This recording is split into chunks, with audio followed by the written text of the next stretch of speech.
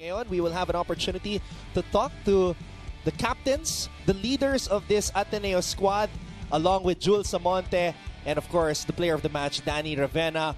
I'm going to start with Bea De Leon, the team captain. Bea, it was reported by Franny at the start of this match that you were very emotional after game number 1. As the leader of this team, how did you gather the Lady Eagles to have the proper mindset and to play the way you guys normally play when you had that 10-match winning streak in the elimination round here in game number 2? I just really wanted to gather them and remind them how hard we've worked for today, that we're prepared, that we're ready, and all these sacrifices, all these months has prepared us for this day. And I just really wanted to remind my team so that we believe in ourselves and we believe in each other. Yeah, Bea, what do you think happened in game 1 and how different, obviously you played as a team here in game 2, but what happened in game 1? Give us your thoughts on that. We started really slow, game 1, and yun, naunahan talaga kami, and we had such little time to prepare after coming from the FU game Wednesday, then Saturday right away was game 1. There was little time to adjust for us, and but yun, talagang they really powered through our blocks. We lost a couple of that, and our receives and our defense. Bea De Leon with 13 points today, but the player who top scored for Ateneo is the girl right next to her, Maddie Madayag, who scored 17 points in this match. Maddie, I was observing you after game number 1, and you were in tears. You were very emotional.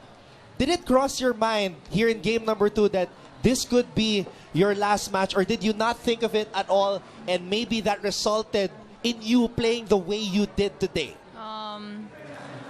Well, of course, pumapasok talaga sa isip namin na it might be our last, but then kino-cross out namin yun agad. Kasi, of course, lalaban talaga kami. We're not gonna go down without a fight. That's what we all told each other. And then we just asked the Lord, kasi what we talked about was binigay ni Lord sa amin, why won't we grab the opportunity na?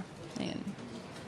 Yeah, and Maddie, what can you take from this game going into the knockout match? Maybe the winner will be champions. What can you take from this game and compared to the first game that's going to be important for the final game? I think today's game, we really played our best. I mean, we really worked as a team. Everything. And then every point, we just gave it to the Lord. So that's it. Maddie, you were Madzilla tonight. 17 big points for Ateneo, but you guys had help. I mentioned 41 points combined from Bea, from Maddie, and Kat Tolentino, but Pongay Gaston stepped up.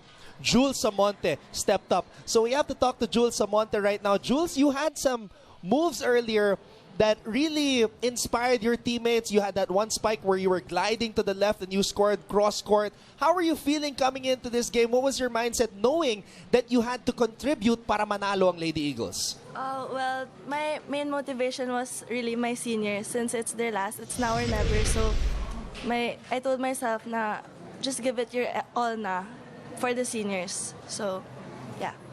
And good performance for you. What can we expect in Game 3 from a Jules Samonte? All-around performance. You served well. I think her serving was key there.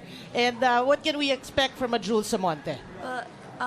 Like what I said, it's now or never na. So I'm just gonna give it my all, really for my seniors and for the Lord. You know, guys, one of the questions we were asking coming into this game number 2 was how the Lady Eagles would solve their reception problem. That was one of the main points, one of the reasons why people pointed out, siguro yun ang pinakamalaking problema ng Ateneo. But the answer was the lady wearing jersey number 1, Danny Ravenna. Danny, how do you feel about playing this match, which is, in my opinion, and probably the opinion of many, the best game that you've ever played in your career? Yeah, thank you po. Siguro yun nga, in my head, my mindset was, how can you say no to the request of the seniors? Gusto pa nila mag-training sa Thursday.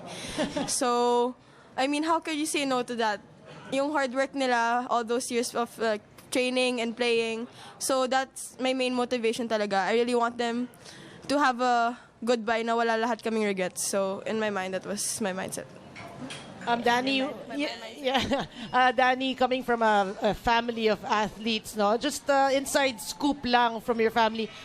What were their suggestions, motivations, and comments coming into game 2? I'm talking about your mom, your dad, your brothers. I mean, obviously it helped. So give us some tips of what they in what they told you. I think they talk at home because right now I stay at the dorm. So I think they talk to me alternately. Kasi last night my mom called. This morning in the bus, my brother, 30 called. And then when I got here in Arena, Kiefer called. Just my dad naman always talking. So I guess they've been here for so many years and they know how it feels like to win and to lose. So I think that's a blessing talaga for me na they share all their emotions and their passion. Napapasa nila sa akin because they know na it's my first time in the final. So I think that helped me a lot, knowing the fact na there's like 1,000 people behind you and you're playing not only for yourself but for your teammates and the whole community. Definitely a family affair for both sides, for Ateneo and UST, and that is why we are very much interested and very much inspired by the things you guys do on the volleyball court. For a final word, we go back to the team captain, Bea De Leon. What can we expect? What can the entire UAAP community expect as we look forward to game number 3 on Saturday? Well, it's our last. Actually, our last this time. So, kami, our mindset talaga, whatever happens, we keep praying na we enjoy every moment. Kasi whatever happens, whatever else is next for us, we made it this far and that's already big for us. So talaga for us, just go into game 3 with grateful hearts, with happy hearts, with love for each other and love for the game that we really, really, really so love. And of course, trust in each other and trust in the Lord.